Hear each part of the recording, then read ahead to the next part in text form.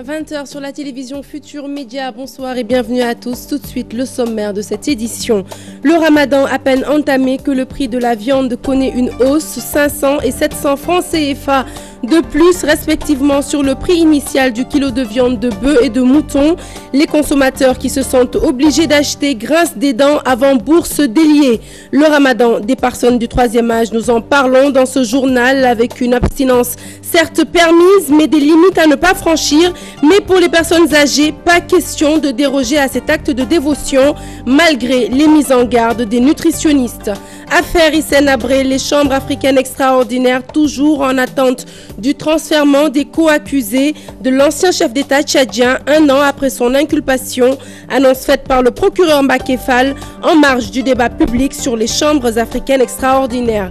Élections locales, le suspense demeure autour des noms des futurs maires dont les destins sont entre les mains des conseillers municipaux qui vont les élire prochainement. Et pour les concernés, difficile d'être serein lorsqu'on sait que des stratégies et des combinaisons peuvent survenir à tout moment. Et puis en sport, difficile de l'accepter, mais telle est la réalité de cette 20e édition de la Coupe du Monde. Aucune équipe africaine n'a pu franchir le cap des 8e de finale. Alors comment expliquer cette déroute continentale? Élément de réponse, ce sera dans la page des sports. Voilà pour les titres, le développement, c'est tout de suite.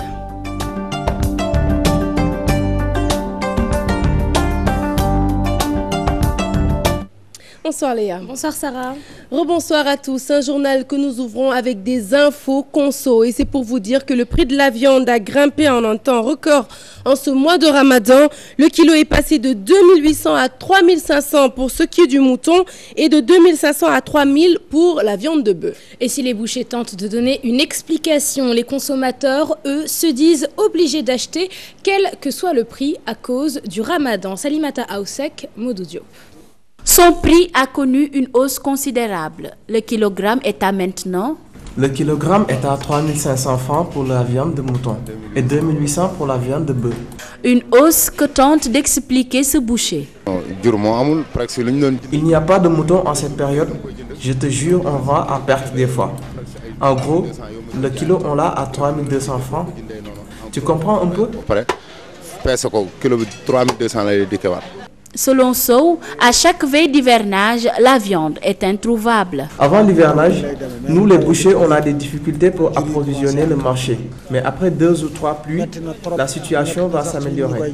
C'est trop dur pour nos clients. Du côté des consommateurs, ils n'ont pas le choix. On ne s'en sort pas, mais comment faire? Avec le ramadan, on n'a pas le choix.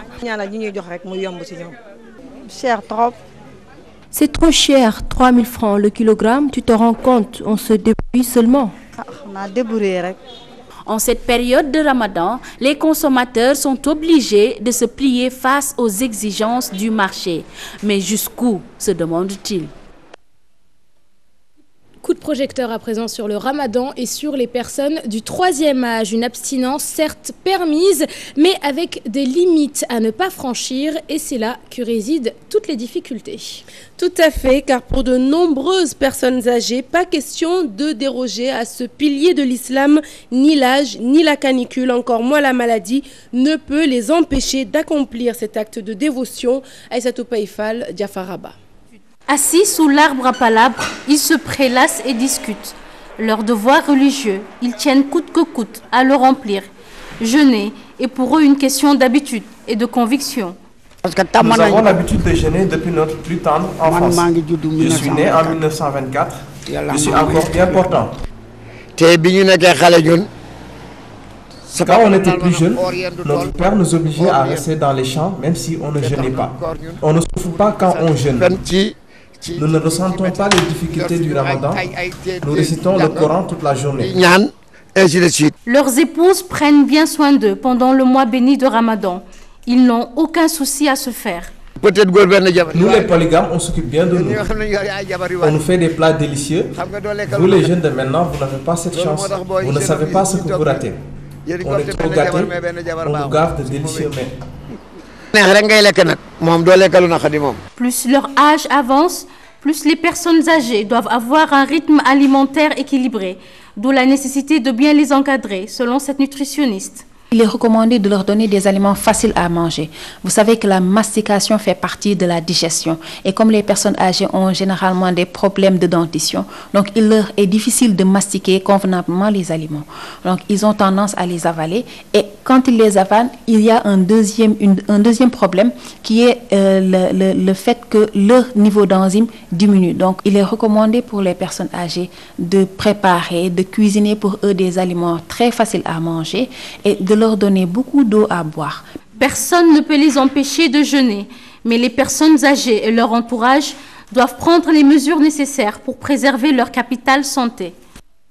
Affaire Hissène Habré, 1 an après son inculpation, les chambres africaines extraordinaires attendent toujours du gouvernement tchadien le transfèrement à Dakar des co-accusés de l'ancien homme fort de N'Djamena. Le procureur spécial qui compte sur la bonne foi de l'État tchadien dit avoir saisi Interpol pour retrouver les autres portés disparus. Mbaké Fall s'exprimait en marge du débat public organisé par les consortiums de sensibilisation sur les chambres africaines extraordinaires. Chérif Dia, Modou Diop. C'était il y a 1 an. L'inculpation et le placement sous mandat de dépôt d'Hissène Habré. Même si beaucoup d'actes majeurs ont été posés dans le cadre de la procédure, le parquet spécial près les chambres africaines extraordinaires attend toujours de l'État tchadien le transfèrement des co-accusés de l'ancien président. Ce qui nous reste, comme je l'ai indiqué, c'est le transfert de 2 personnes qui sont actuellement détenues à N'Djamena dans le cadre d'une information interne. Et je crois qu'avec cet accord de coopération, nous espérons vraiment que ces 2 personnes déférées nous seront détenues à N'Djamena, nous seront transférées pour qu'au moins les juges puissent leur notifier les inculpations, les interroger et au besoin les confronter à Hissène Habré. Au cours de ce débat, les partisans d'Hissène Habré ont déversé leur colère sur les chambres africaines extraordinaires et le consortium de sensibilisation. L'affaire est judiciaire. Le procureur n'a qu'à dire ce qui est de la justice. Pourquoi amener tout un consortium? Je vous rappelle son budget, il ne nie pas 500 millions de dollars américains.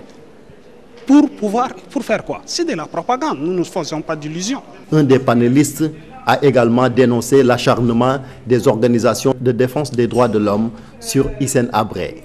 Je n'ai pas voulu dire qu'il ne faut pas juger le président Hissène Habré, non.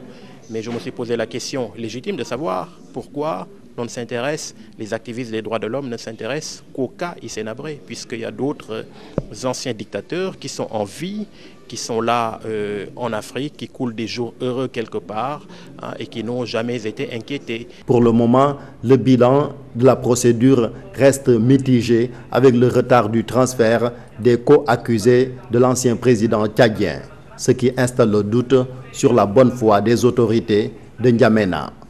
Mirador, c'est le nom d'une nouvelle application destinée aux enseignants, initiée par le ministère de l'Éducation. Elle permet aux bénéficiaires d'exprimer en ligne leurs vœux de réaffectation. Le nouvel outil sera expérimenté cette année, mais déjà, des syndicats d'enseignants lèvent la voix pour fustiger un manque d'accompagnement. Aminata Mbaresso ou Modou Diop. Mirador, c'est un outil de gestion des ressources humaines. Il permet aux gestionnaires de gérer la carrière des enseignants, y compris leur mobilité. C'est en ces termes que se résume Mirador, un nouveau logiciel pour corriger certains manquements notés dans les mutations des enseignants. On gère près de 90 000 enseignants. Si on le fait manuellement, on a toujours des taux de déperdition très énormes. Le système Mirador nous permet d'informatiser cette gestion et de prendre comme partenaire l'enseignant lui-même pour nous permettre d'avoir une meilleure gestion. Avec Mirador, le ministère de l'Éducation nationale espère gagner aussi bien en temps qu'en ressources humaines. Cette année, on a 14 192, vous multipliez par 3 la moyenne, on est à plus de 40 000 demandes qui ont été saisies par les enseignants eux-mêmes. Et sans risque d'erreur parce qu'ils ont la possibilité eux-mêmes de corriger et de nous signaler les mises à jour qu'il faut faire sur leurs propres données. Une innovation certes, mais de l'avis de ce syndicaliste, il faut des préalables. Il faudrait impérativement que l'on permette à tous les enseignants de pouvoir s'inscrire, c'est-à-dire de disposer de l'outil informatique, d'être dans des zones où l'électricité, l'énergie est disponible pour que l'inscription ne puisse pas souffrir en tout cas d'une quelconque difficulté. Omar Wali Zoumarou exige une implication dans les mouvements de réaffectation. Ce n'est pas parce qu'il y a une nouvelle innovation, à savoir l'introduction du Mirador, qu'on va concéder notre participation au mouvement national des enseignants. Pour le moment, les services du ministère de l'Éducation nationale ont enregistré plus de 40 000 demandes via cette application. Nous parlons à présent de cette réunion entre partenaires et État du Sénégal. L'objectif de la rencontre, réfléchir sur les voies et moyens de rendre le Sénégal plus attractif afin d'attirer les investisseurs. Autre but visé par cette rencontre, le suivi des politiques et programmes pour l'amélioration des affaires du Sénégal. Fatou Bintou Conté, Diafaraba. Cette rencontre entre dans le cadre du suivi des politiques et programmes pour l'amélioration des affaires au Sénégal, où plusieurs réformes sont en cours d'exécution. Elle a vraiment permis de passer en revue le programme de réforme de l'environnement des affaires et de la compétitivité qu'on appelle usuellement PREAC, qui a 51 mesures à mettre en œuvre entre l'horizon 2013 et 2015. En faisant le point d'avancement, le directeur général de l'APIX a montré que sur les 56 mesures, 30 mesures sont déjà exécutées. Donc en 18 mois de travail, on est plus de la moitié des activités. Des réformes menées par le Sénégal depuis quelques années dans le but de permettre au pays d'être plus attractif. Le Sénégal a pu mener des réformes d'envergure dans le domaine de la justice commerciale, dans le domaine de la fiscalité, avec l'adoption à la fois du code des impôts, du code des douanes, du code des procédures civiles, a initié, a mis en place tout un processus de réforme qui vont arriver à terme en 2015. C'est la réforme foncière, c'est la réforme aujourd'hui aussi, tout ce qui est dynamique du partenariat public-privé dans le pays qui va soutenir les investissements public. L'exécution de ces réformes est à 80% selon le directeur des réformes, avec un suivi très avancé. Déjà mis en œuvre, c'est des réformes appliquées parce qu'aujourd'hui nous avons un suivi très rapproché au niveau du Premier ministre et on a aujourd'hui aussi un suivi, ce qu'on appelle du day-to-day, de chaque jour que nous faisons au niveau de l'APIX, qui nous permettent de savoir et on fait même des visites sur le terrain. Dans 6 mois, 10 mesures prioritaires sont à exécuter avant la prochaine réunion du Conseil présidentiel sur l'investissement. Et cela fait maintenant 3 jours qu'elles se sont déroulées et pourtant les élections locales n'ont pas encore livré tous leurs secrets. Et pour cause, être à la tête d'une liste victorieuse ne signifie pas que l'on va être élu maire. L'élection des maires dépend en effet des conseillers municipaux. C'est à eux que revient le dernier mot. Du coup, le destin des futurs édiles est entre leurs mains. Fatima Taba. Le scrutin du 29 juin est passé, mais aucun maire n'est encore élu. Une tâche qui revient aux conseillers municipaux. Ce qu'il faut comprendre, c'est que l'élection du maire est un suffrage indirect. C'est-à-dire que les conseillers municipaux qui sont élus au suffrage universel direct. Donc ce que nous avons vécu le 29 juin, c'est l'élection des conseillers municipaux. Maintenant, dans chaque localité, les conseillers vont être réunis sur convocation du préfet pour élire le maire et les adjoints. Donc pour ce qu'on appelle le bureau municipal. Battre campagne, dérouler son programme et ne pas être maire même après la victoire de sa liste dans une commune, c'est bien possible. La liste proportionnelle fait entrer des conseillers qui ne sont pas de la liste gagnante. Donc on va se retrouver dans une situation où la liste majoritaire, celui qui a gagné, il a ses conseillers, mais à côté il y a les conseillers des autres listes qui vont jouer un rôle extrêmement important dans l'élection du maire. Et ces conseillers-là vont être démarchés par les différents candidats pour que chacun pour être maire. Et donc on risque d'avoir effectivement des surprises dans beaucoup de localités. Et les gens qui se sont déclarés candidats, qui ont dirigé des listes, peuvent ne pas se retrouver maires. Une situation qui pourrait être évitée si les maires étaient élus directement par les populations. Ça a été évoqué à un certain moment. Je crois que c'est une réflexion que le gouvernement va engager au sortir de ces élections, que le gouvernement va engager pour voir de manière globale quelles sont les modifications à apporter sur notre système électoral. On parle déjà de rationalisation de l'espace politique. Qui sera maire, qui ne le sera pas, le débat autour des locales est loin de connaître son épilogue. Ces élections locales, une occasion pour les femmes élues d'être au cœur des instances de décision au niveau des conseils municipaux et départementaux. Un challenge important pour de nombreuses actrices d'organisations féminines. C'est le cas de Mariam Diop, experte dans le domaine et qui décrypte pour nous la participation des femmes à ces joutes électorales. Bintouloum, Diafaraba. Les femmes ont activement pris part aux élections locales. Cette implication est très appréciée par les actrices des organisations féminines. Les élections locales représentent, sur le plan national, un enjeu capital. Alors c'est vraiment heureux que les femmes puissent se présenter en masse en tant qu'électeurs d'abord, mais en tant que candidates aussi. Plusieurs femmes politiques ont été battues dans leur localité d'après les résultats provisoires. Cet échec peut se justifier, selon Mariam Diop. En général, les femmes sont très fidèles, même si au niveau de leur parti ou de leur coalition, elles savent que leur parti n'est plus apprécié par la base ou bien leur coalition n'est pas très bien appréciée par la base. Elles ont des difficultés en général pour quitter leur parti traditionnel. Ce qui fait que certainement c'est en partie ce qui justifie la défaite de beaucoup de femmes. Pour notre experte, les femmes ont une place prépondérante dans la vie politique sénégalaise. Et elles n'avaient pas l'opportunité d'émerger au niveau de leur parti, d'émerger au niveau des instances de prise de décision, parce que sur le plan légal, ce n'était pas encore encadré. Nous avons aujourd'hui la loi sur la parité. Certainement, petit à petit, nous aurons aussi au niveau des instances des partis une réglementation, en tout cas des règlements intérieurs de partis qui permettraient aux femmes d'être responsables au même titre que des hommes. Il faut mettre les femmes en confiance. Peut-être qu'elles l'étaient déjà, mais il faut renforcer leur confiance en tout cas. Les femmes se distinguent de plus en plus dans la scène politique afin d'être au cœur des instances de décision.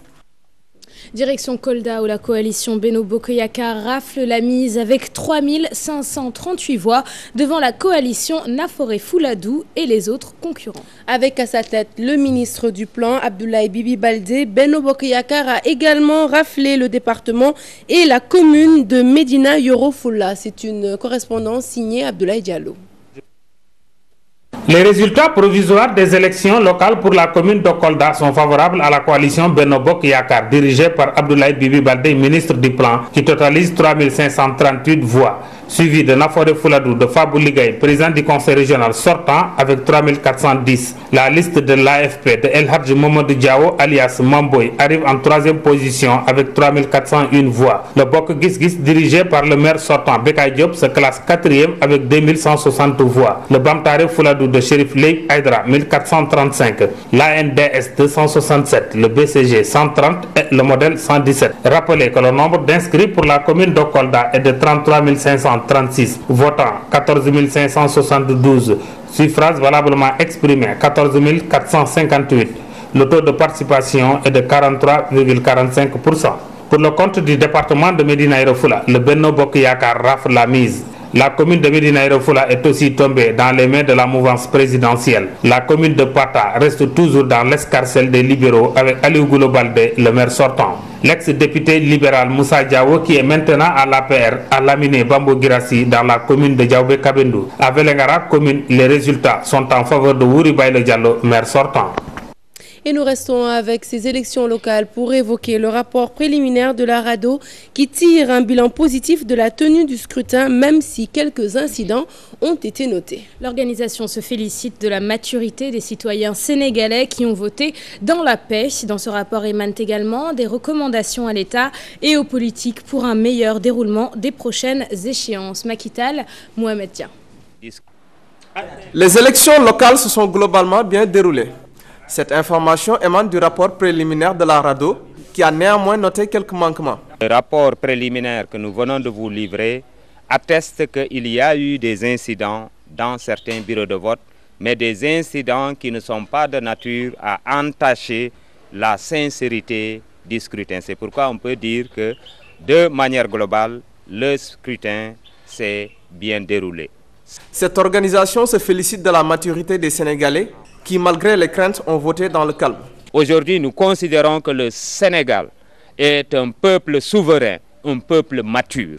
Mature en ce sens que malgré les tentatives d'achat de conscience, malgré les tentatives d'intimidation, le peuple a pu faire encore la différence en allant voter dans le calme et la sérénité. Après la supervision, la rencontre africaine pour la défense des droits de l'homme a émis des recommandations à l'endroit de l'État et des politiques.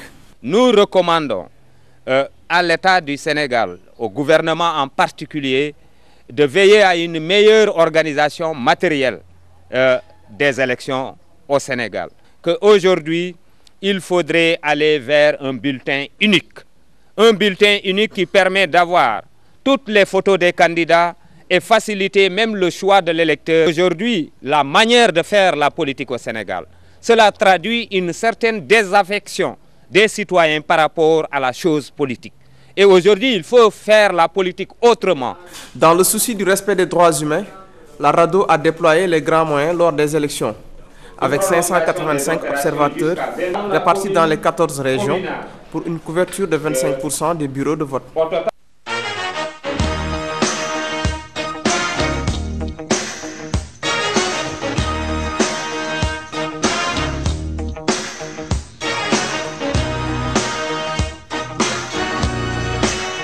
Direction le Brésil pour ouvrir cette page des sports et nous reparlons du match Argentine-Suisse avec beaucoup d'émotions des deux côtés, évidemment de la joie côté argentin et la déception côté suisse. Grâce à Di Maria, l'Argentine poursuit son parcours dans la compétition.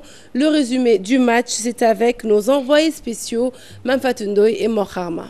Encore un huitième au bout du suspense. 118e minute, Di Maria, coup sûr l'homme du match, délivre l'Albiceleste sur une passe millimétrée de l'homme en forme de cette équipe argentine, Lionel Messi. Chaque supporter argentin doit être du cœur 7 jours. C'est très fort, une chose magnifique. Il était ici à Copacabana avec beaucoup de gens et les Brésiliens ont supporté les Suisses. Voilà. For us Latin Americans, we need heart. It's a great game. It's a great game, but our heart is too weak. Vous savez, l'Amérique latine a de grandes équipes. Ces joueurs se donnent à fond et leur objectif reste toujours le même, c'est de gagner. 120e, les Suisses ratent de quelques millimètres l'égalisation. Les Helvètes auront bien sûr tout donné. Bon, c'était un bon match. C'est clair que c'est un peu triste, on a perdu, mais voilà, on s'est bien battu. C'est le meilleur match. La Suisse, le dernier coup. Durant toute cette partie, l'Argentine a bien sûr eu la possession de balles, eu des occasions, mais a pêché dans le dernier geste devant une défense très regroupée et des Suisses prêts à contrer à la moindre chance. Et la défense suisse s'est retenue déjà. Et l'attaque d'Argentine avec Di Maria, avec Higuaín et aussi à Messi, c'était plus difficile, voilà. Quand Messi a reçu le ballon, 4 et 5 Suisses étaient Jean-Louis Di Maria, qui était en journée magnifique en 2014 avec Real Madrid. Et Messi, c'est le meilleur du monde. La victoire a donc choisi son camp à la dernière minute. L'Albiceleste poursuit son aventure dans cette Coupe du Monde. Car pour les supporters argentins, seule une finale contre le Brésil les amènera au 7e ciel. We come from Argentina here to take the cup and go back to Argentina with the cup.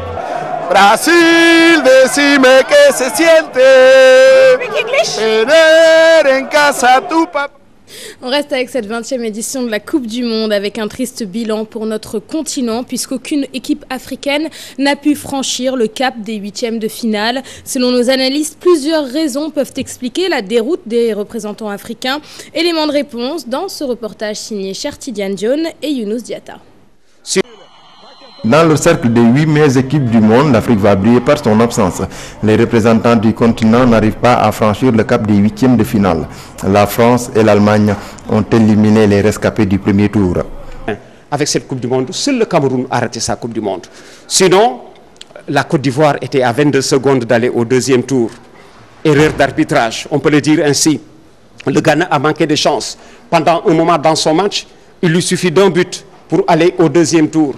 L'Algérie a fait mieux que sa devancière. Alors que jusqu'ici, les matchs Ebeloumi et Ben Saoula, c'était les demi-dieux en Algérie. Aujourd'hui, leurs fils ont fait mieux 22 ans après.